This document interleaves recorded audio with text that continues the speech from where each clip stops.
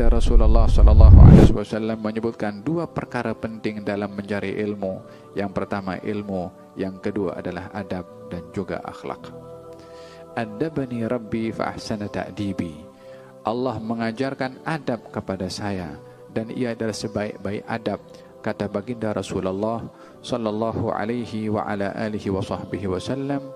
Adab yang menjadi buah kepada ilmu dapat dilihat daripada sikap para sahabat kepada baginda Rasulullah sallallahu alaihi wa ala alihi wasallam, bagaimana beradab kepada baginda Rasulullah sebagai guru kepada mereka dan sebagai nabi kepada mereka. Oleh sebab itu dilihat para sahabat bila mana ada bersama dengan baginda Rasulullah, katanya ka'anna ala ru'usihim at-tayr, seakan-akan ada di atas kepala mereka burung yang sedang hinggap di kepala, jadi anggap batu. Karena apa?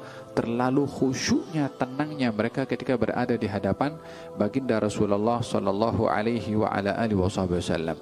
Al-Imam Syafi'i bila mana belajar di hadapan Imam Malik, katanya saya enggan untuk membuka lembaran buku dengan suara. Kita punya buku ini kalau ada bunyi macam tu. Imam Syafi'i mengatakan, saya bila mana membuka lembaran-lembaran, saya buka perlahan-lahan agar supaya suara lembaran itu tidak mengganggu konsentrasi Al-Imam Malik ketika sedang mengajar. yakni ditunjukkan sikap adab oleh murid terhadap guru yang tidak akan berjaya tanpa adanya adab. Tidak ada barakah kepada ilmu tanpa adanya adab. Demikian mereka ketika belajar ilmu mengedepankan adab kepada ilmu dan mengedepankan adab kepada orang yang mengajar ilmu kepada mereka. Oleh sebab itu belajarlah adab melalui ilmu, karena tanpa adab tidak ada makna kepada ilmu yang dicapai. Salah seorang murid Imam Syafi'i bernama Imam Rabi', katanya, kalau saya berada di hadapan Imam Syafi'i, saya segan nak minum. Kalau sedang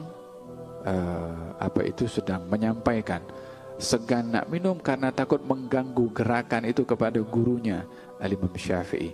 Ini yang didapat daripada mereka yang belajar daripada para sahabat Nabi Muhammad sallallahu alaihi wa ala alihi wasallam, gabungan antara adab dengan ilmu kepada guru yang mengajar. Sayyidina Abdullah bin Abbas radhiyallahu anhuma datang ke rumah Zaid ibn Thabit sebagai sahabat senior, dua-dua sahabat, namun Zaid ibn Thabit senior daripada Abdullah ibn Abbas. Maka Abdullah bin Abbas datang ke rumah Zaid ibn Thabit untuk menanyakan soalan-soalan agama, karena Abdullah bin Abbas hanya mendapati tidak lama kepada baginda Rasulullah, sehingga ketika datang ke rumahnya beliau ingin mengetuk pintunya, segan khawatir mengganggu Zaid ibn Thabit. Duduk di hadapan rumah Zaid ibn Thabit sehingga lama Zaid ibn Thabit tidak keluar karena tidak sedar kalau di luar ada orang sedang menunggu. Sehingga Abdullah bin Abbas duduk di hadapan rumah Zaid ibn Thabit begitu lama. Orang lalu di hadapan rumah Zaid ibn Thabit tidak cam kalau itu Abdullah ibn Abbas.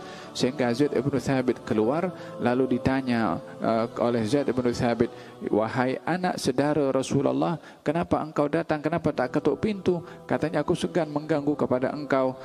Kata Zaid ibn Thabit, apa hajat? Aku datang ini bertanya soalan. Kata Zaid ibn Thabit, kenapa engkau tak suruh aku datang ke tempat kamu? Kata Abdullah bin Abbas, ilmu itu bukan datang tetapi didatangi. Baru tanya soal beberapa perkara. Zaid ibn Thabit waktu itu berjalan pergi jenazah bersama dengan Abdullah bin Abbas, dipandu kendali onta atau keledai yang ditunggangi oleh Zaid ibn Thabit oleh Abdullah ibn Abbas sebagai khidmat, layanan dan juga adab kepada ilmu dan juga kepada orang-orang yang berilmu. Hadirin dan hadirat yang dirahmati oleh Allah Subhanahu wa taala, ilmu tanpa adab, ilmu tanpa akhlak tidak akan sempurna. Tidak ada barakah kepada ilmu. Adab tidak boleh dicapai kecuali dengan ilmu juga.